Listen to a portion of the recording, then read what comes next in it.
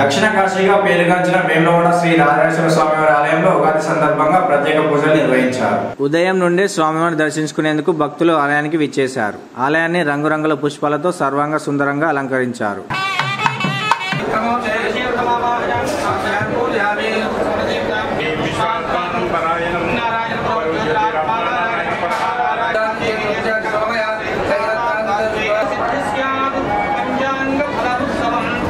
శ్రీ విశ్వావధాన సంవత్సర చైత్ర శుద్ధ ప్రతిపద పగలు 2:26 వరకు రేపటి నక్షత్రం సాయంత్రం 6:36 వరకు ఐంద్రకరణం 24 ఐంద్రయోగం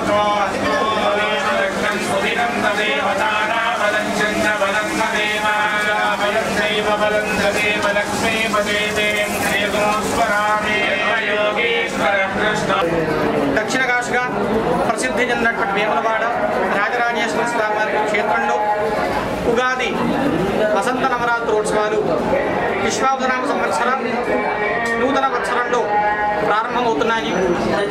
విశేషం ఏంటంటే వేములవాడ క్షేత్రం హరిహర క్షేత్రం మనందరికీ తెలిసింది. ఈ హరిహర క్షేత్రంలో రామనవరాత్రులు అనేటువంటివి చాలా వైభవంగా నిర్వహింపబడతాయి.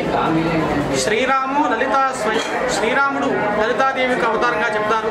అలాంటి ఆ రాముల వారి యొక్క స్వామివారికి నైరుతి భాగంలో వెయిట్ చేసినటువంటి సీతారామచంద్ర స్వామి వారి యొక్క నవరాత్రి మహోత్సవాలు ఈరోజు విశ్వావధాన సంవత్సర ఆదివారం రోజు చైత్రశుద్ధ పాడ్యమ రోజు ప్రారంభమయ్యాయి. నవరాత్రి దీక్షతో ప్రారంభమయ్యాయి. ప్రొద్దునే ప్రాతకాలం ఈరోజు విశేషం ఏంటంటే మనకు 3 మూర్తులను పూజించుకునేటువంటి భాగ్యం కలిగింది. ప్రొద్దున రేవతి నక్షత్రం అనంతపద్మనాభ స్వామి వారి యొక్క జన్మదిన ముహూర్తం ఉంది.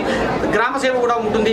విశేషంగా ఈ విధంగా ఈరోజు ఆదివారం నుండి ఆదివారం వరకు కూడా ఆదివారం శ్రీరామనవమి వరకు కూడా నిత్యం కూడా స్వామివారికి పంచోపనిషత్తుల అభిషేకం, మహాన్యాసపూర్వక రుద్రాభిషేకం, గ్రామ సేవ కూడా జరుగుతూ ఉంటుంది.